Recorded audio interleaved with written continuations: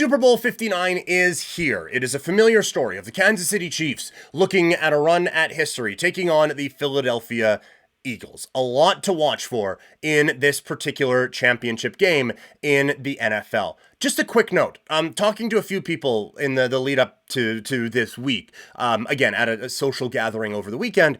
A lot more people, a little bit more conspiratorial on the Chiefs than I thought. I kind of figured that was like an internet thing and whatever, but that most people I talked to, it was like, yeah, the Patriots, like, we know they had a couple things, whatever, but they did it on the field. The Chiefs, there's just something fishy about that team. Like, man, I didn't realize this went that deep. Like, I didn't realize that this had now gone into we are talking about this at Pin Bar on a Saturday night at a birthday party, sort of a level. I kind of just thought it was fucking refs on Insta or on Twitter or Instagram, I suppose. So that surprised me a little bit that so many people are that in the weeds on there's something fucked up going on around this thing. I don't believe that. I think that there is phenomenal play calling, phenomenal adjusting, phenomenal coaching, and one of the most talented quarterbacks I've ever seen in my life playing in this for this team. And so that's going to lead to a lot of success. And yes, some calls go their way, but a few don't as well. And we all just seem to conveniently forget about them. So about this game now. For the Chiefs, the biggest story in it is it's a chance for history. No team has ever three-peated. They have this unbelievable run that even if they lose this weekend, we're talking about dynasty, right? Like this is the Chiefs era that we are all living in. They have had a couple banana peels that they have slipped on, one in a conference championship against the Bengals, right? Was it cup? Either way, they stumble against the Bengals. They lose because all of their offensive linemen are hurt against the Tampa Bay Buccaneers. Also, they had a guy go offside in a crucial moment that allowed the Patriots to beat them in a conference championship game several years ago. But other than that, this has been just an unprecedented level of dominance in a way that we haven't really seen before. Because toxic, yes, we are. We are going to be talking about the Jays getting Scherzer here in just a little bit.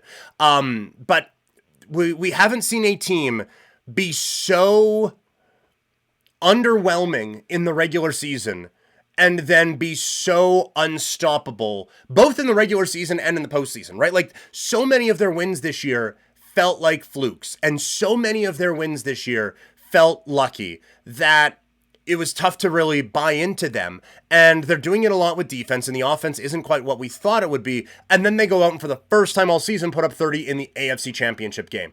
And so because it's football, it's tough to really make that work. Like, baseball becomes a different sport with how it's managed in the postseason. Hockey, because of the physicality and the intense nature of it, and because you're playing a 7-game series, same with basketball, it feels like a different sport.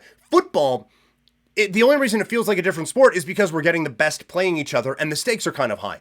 Other than that, you only have 16, 17 games in that regular season, and so if you take 4 weeks off, all of a sudden it gets a little screwy with the math of trying to get into the playoffs. We haven't seen a team really be able to flip that switch in this way. And so it's tough to really wrap your head around it. But there is no questioning that this goes down as one of the great dynasties of all time if they can pull off the win this weekend. It adds something to the Mahomes legacy when we're looking at the GOAT conversation that Brady just doesn't have, right? Like, that's Brady has more Super Bowls and may end up with more Super Bowls than Mahomes, although a win in this one, and holy cow, we're getting close.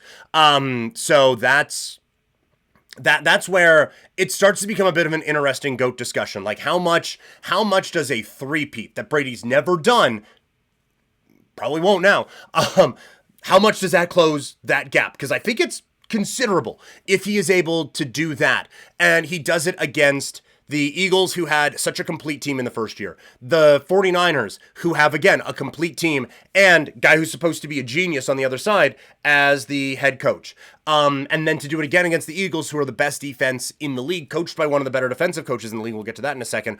All while having to deal with an MVP in Lamar Jackson, if not MVP now, soon to be MVP, Josh Allen and Joe Burrow. Like, you're dealing with a lot in your conference, and then to be able to roll through that into this is just unprecedented in how amazing it is. And as I've talked about before, it is an under-discussed part of all of this, but I think it continues to move Andy Reid into a different stratosphere of coach when you are looking at what, like, historic all-time whatever. Like, Belichick, tough to top.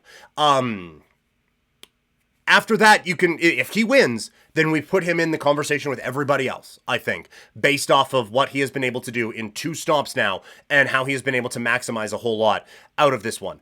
I do also wonder, given that this is now a couple in 3 years, if the Eagles, oh man, you know what? Just happy for Andy Reid. If that starts to wear away after a little bit, I'm going to assume it does. It's another big moment for Travis Kelce as well, whose life certainly needs it. But again, in the pantheon of greatest of all time sorts of things, he's already in that conversation and it enhances it. So again, a lot of what is on the line this weekend for the Chiefs is historically based. Even, I will go so far, like Steve Spagnuolo, if they win it here, it is 2 Super Bowls that they'll win because of their defense, really.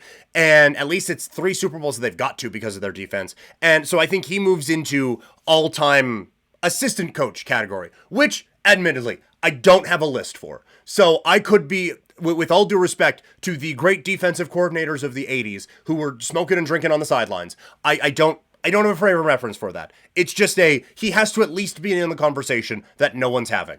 On the Eagles side, a lot of this is really about validation for this particular team, I would say. You have now a team that gets to the championship game twice in 3 years, against a dynastic team. That should be enough. But we know that is not the case. So there's a lot of validation for the Eagles in this. Saquon Barkley proving how good he is in an unbelievable, unprecedentedly good second act of his career. This is like Randy Moss going to the Raiders, where it just kind of felt like, you know what, maybe it's done. And yeah, okay, he's going to this team and like it's an upgrade for him. He'll be fine, but he's not what he used to be. And then it's the best running back season in the history of the league. Wow. So that would be like, it's a lot of validation for him, who was fighting this franchise tag thing for a long time, now gets his opportunity and has literally ran with it. It also, I think, really becomes an interesting inflection point for team building in the NFL when you have a team who is winning the Super Bowl and their best player is a running back. Because that's been the thing forever, right? It was going into that last free agency. It's okay, well, look at the teams who have won championships and look at who their running backs are. Saquon Barkley, it doesn't erase the other math, but it at least changes the equation a little bit. And so Ashton Genty and every free agent running back pulling for the Eagles this weekend, baby, to make the running back position not one that every team just punts aside. Jalen Hurts, there's a lot of validation that he is going to require. A lot of people talking about him, how he is basically Jimmy Garoppolo, just riding the coattails to get to this point. He is better than that.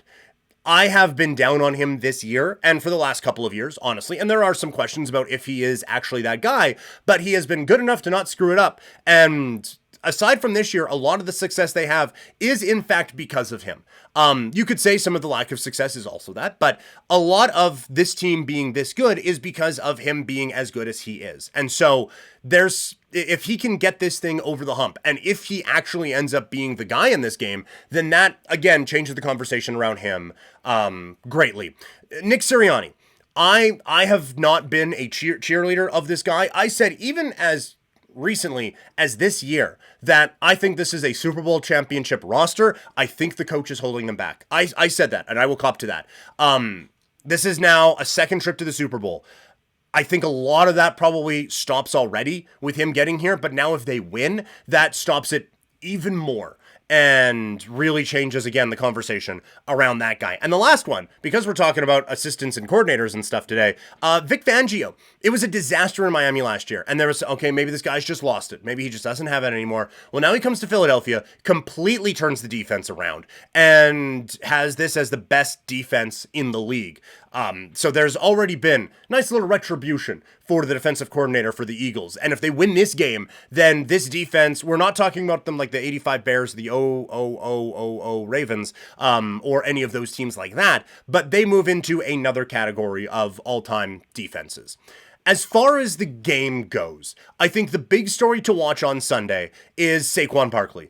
If the Chiefs can limit him at all, and again, the disrespect of Hurts, but if they can make Hurts be the one who beats them, then they're in a very, very good spot. Conversely, don't know if that's the right use of that, but on the opposite side of that, if Saquon is the one running around, and he is the gadget guy, and he is lighting everyone on fire, then they become very difficult to stop. And then you're selling everything out, and now Hurts is beating you over the top, and it's Brown, and it's Smith, and it's Goddard, and it's all these guys. I think you then have a very bad day if you are the Kansas City Chiefs. The Eagles, elite defense, going up against Mahomes and Reed and their amazing offense and play calling. They hadn't looked good all year, but again, with the lights brightest in that AFC Championship game, they had their best offensive game of the season. Now they're going up against the best defense that they will have faced all year, because it's probably the best defense in the league all year. It's going to be such an interesting chess match this weekend. So that is the early stories to watch for the Super Bowl. A lot of Super Bowl coverage coming up here throughout the week. Coming up tomorrow, we are going to be looking at the Super Bowl X Factors, who are going to be the keys to Super Bowl 59. Later on in the week, we're going to look at how these teams got here. Look at the Eagles season, look at the Chiefs season, and then we're going to have, obviously, big breakdown of the game. We are going to have a lot of prop bet stuff. My wife, we've done this for a couple of years now. We're bringing her back on to look at some of the weirder prop bets that we're going to do. But we're also going to do a draft of the two teams and see like who gets each position, basically, and how we could assemble that team together. So really interested to see how the rest of the week goes here with the Super Bowl coverage on Couch Potato Diary.